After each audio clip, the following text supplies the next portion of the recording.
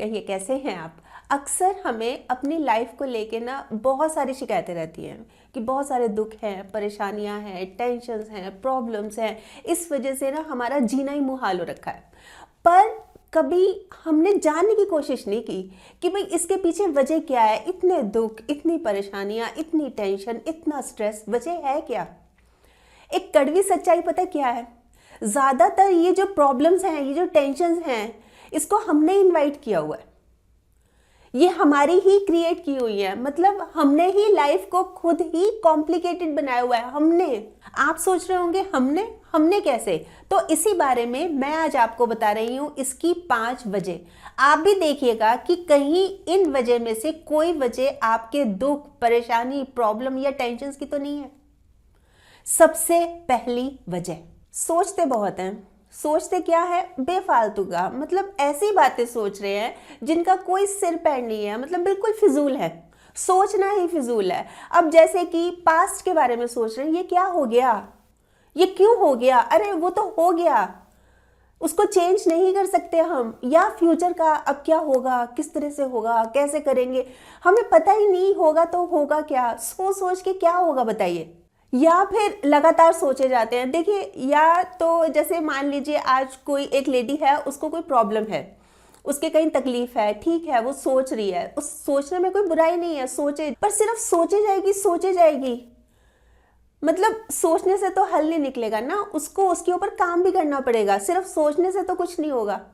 अब जैसे मान लीजिए एक लेडी को डॉक्टर ने बताया कि ना उसके जैसे पेट में बहुत दर्द रहता है, 2-3 टेस्ट बताए हैं कि ये करा लो, ये करा लो, फिर रिपोर्ट लेके मेरे पास आना। अब उसको चिंता हो रही है, टेस्ट नहीं करा रही, वो सोचे जा रही है, ये कहीं ये ना निकल जाए, कहीं ये ना निकल जाए, कहीं ये ना हो जाए, वो ना हो जाए। टेस्ट तो करा लो, क्या पता कुछ भी ना निकले। और अगर कुछ निकल ही गया, मान लीजिए कोई प्रॉब्लम निकल आई, तो इलाज हो जाएगा। ये लाइफ किसने कॉम्प्लिकेटेड बना रखी है, आप मुझे ये बताइए। मतलब किसने प्रॉब्लम इनवाइट की हुई है, किसने क्रिएट की हुई है प्रॉब्लम, ये हमने खुद ने की हुई है। इसमें कोई थर्ड पर्सन का रोल नहीं है। हमारी सोच ये खराब कर रही है। ये जो हमारी सोच है ना, ये हमारी खुशियां छीन लेती है, हमारे आज का सुकून छीन लेती है। तो मत सोचिए। मतलब ये जो लगातार सोचे जाते हैं, तो जरूरत से ज्यादा सोचे जाते हैं ना, ये सोचना बंद कर दीजिए। आज में जिए। आज जो है ना, प्रेजेंट प्रेजेंट प्रेजेंट एक तरह से प्रेजेंट है, गिफ्ट है ये। खुल के जिए, खुश होके जिए, लाइफ को एंजॉय करें बजाय इतना सोचने के। अब आती है दूसरी वजह। दूसरों के हिसाब से चलते हैं। भाई हमारी लाइफ है, हमें अपने हिसाब से, अपनी पसंद, अपनी नापसंद के हिसाब से चलना चाहिए ना, पर नहीं। लाइफ का रिमोट है हमारे हाथ में, पर जो बटन है वो हम दूसरों के हिसाब से दबाते हैं। भाई लोग क्या कहेंगे, लोगों के हिसाब से चलना चाहिए। मुझे क्या पसंद है, मैं क्या करना चाहती हूँ, वो नहीं मैं करती। क्यों नहीं करती, क्योंकि लोग क्या कहेंगे, मैं कैसे कर लूँ। और इस वजह से दुखी होते हैं, परेशान होते हैं। ये किसकी क्रिएट की हुई प्रॉब्लम है बताएं मुझे। ये हमने खुद ही क्रिएट कर रखी है। खुद ही अपनी सोच में इस तरह की बातें बिठा रखी है कि लोग क्या कहेंगे। मैं आपको एग्जांपल देती हूँ, आपको बिल्कुल क्लियर हो जाएगा। एक फैमिली है और ना वो मतलब समझ लीजिए कि गाड़ी खरीदना चाह रही है, सेकंड हैंड। भाई नई गाड़ी वो खरीद नहीं सकते, क्योंकि वो नहीं है, उनमें इतनी कैपेसिटी नहीं है, भाई इतना पैसा नहीं है कि वो खरीद लें। सेकंड हैंड इसलिए खरीदनी ज़रूरी है कि मदर का ना डॉक्टर ने चेकअप बताया हुआ है, तो हर मतलब वीक में 2 बार डॉक्टर के पास जाना पड़ता है। फिर ऑटो करते हैं, बड़ी दिक्कत होती है क्योंकि उस फैमिली के पास सिर्फ एक स्कूटी है।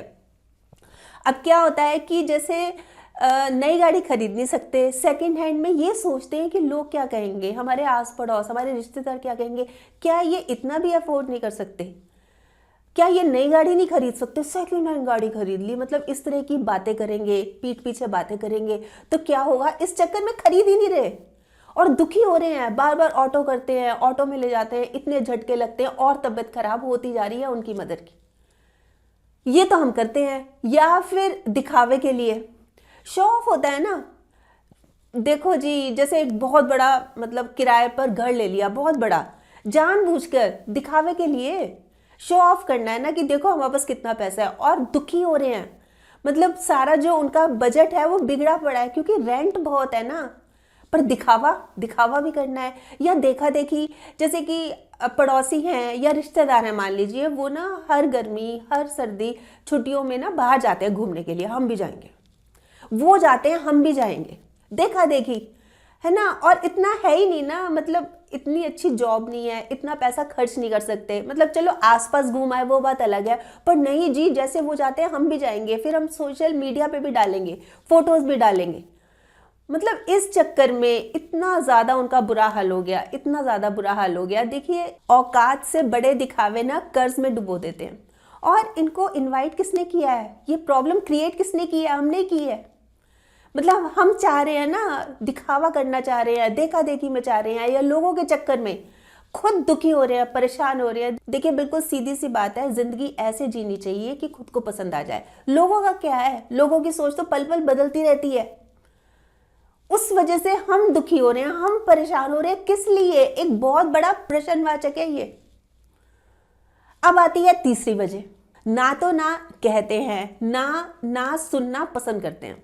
भाई ना कहते नहीं है, मना नहीं करते ना किसी काम को, कि भाई सामने वाला बुरा ना मान जाए, है ना, हमसे रिश्ता ना तोड़ दे, नाराज ना हो जाए, इसलिए खुश करने के चक्कर में हम हमेशा यस मैन बने रहते हैं। हाँ हाँ मैं कर दूंगा, कोई प्रॉब्लम ही नहीं, अरे मैं हूं ना, दिक्कत क्या है, मतलब मना नहीं करते। अच्छा, मना नहीं करते, हर काम कर देते हैं, इसलिए जब कोई ना करता है तो वो टॉलरेट नहीं होता, वो सहन नहीं होता, फिर हमारी फीलिंग्स हर्ट होती है, क्योंकि हम बहुत ज़्यादा एक्सपेक्ट करने लगते हैं ना। भाई जब हमने मना नहीं किया तो हम कैसे सुने, कोई हमें कैसे मना कर सकता है। और दोनों सूरतों में हम दुखी रहते हैं, रहेंगे कि नहीं रहेंगे, बहुत दुखी रहते हैं। तो इसलिए जब कोई चीज़ हमें पसंद ही नहीं है, हम नहीं करना चाहते और वाकई में दिल से नहीं करना चाहते, मत कीजिए, मना कर दीजिए। अपनी सेल्फ रिस्पेक्ट नाम की कोई चीज़ है कि नहीं, मना कर दीजिए कि नहीं मेरे से नहीं होगा, मैं नहीं कर सकता। मत बनिए, कोई बुरा मानता है ना तो मानने दीजिए उसको बुरा। उस चक्कर में आप क्यों अपनी इच्छाओं के खिलाफ जा रहे हैं, समझिए इस बात को। और वहीं अगर किसी ने मना कर दिया तो ज़रा सोचिए, उसके एंगल से सोचिए कि उसने मना क्यों किया। मतलब उसकी भी तो कोई वजह हो सकती है, उसका भी तो कोई फैमिली इशू हो सकता है, उसकी भी तो कोई प्रॉब्लम हो सकती है जो उसने मना कर दिया। मतलब बहुत ज़्यादा एक्सपेक्टेशंस नहीं रखनी चाहिए। ये जो हम कर रहे हैं, जो ना नहीं करते, या मतलब कोई ना कर दे तो हमें बहुत बुरा लगता है, इस किसने क्रिएट किया हुआ है, हमने, खुद ने। कॉम्प्लिकेटेड लाइफ को किसने बनाया हुआ है, हमने, खुद ने। समझ आ रही है आपको ये बात, क्लियर हो रही है ना सारी बातें। देख लीजिए, मतलब कितनी बड़ी हम खुद ही परेशानी क्रिएट कर रहे हैं। अब आती है चौथी वजह, शिकायतें बहुत है जिंदगी से, बहुत शिकायतें हैं। मतलब पहले तो खुद को ही कोसना, भाई अपनी लुक्स को लेकर, मैं तो बिल्कुल अच्छी नहीं हूँ देखने में, मैं तो बिल्कुल सुंदर नहीं हूँ, मैं बिल्कुल अच्छा नहीं हूँ। फिर जॉब को लेकर, फिर या पैसे को लेकर, या किस्मत को लेकर, हमेशा किस्मत को ही दोष देते रहेंगे, मेरी किस्मत ही खराब है, मेरी किस्मत ही अच्छी नहीं है। मतलब इस तरह से हमेशा नेगेटिव, हमेशा शिकायती मोड में रहेंगे।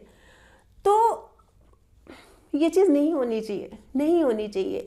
पता है क्या सोच होनी चाहिए कि शिकायत तो तुझसे बहुत है ज़िंदगी, पर चुप इसलिए हूँ कि तूने आज जो मुझे दिया है ना, बहुतों के नसीब में नहीं है वो। मतलब ठीक है, शिकायतें हैं तुझसे है ज़िंदगी, पर तूने दिया भी बहुत है।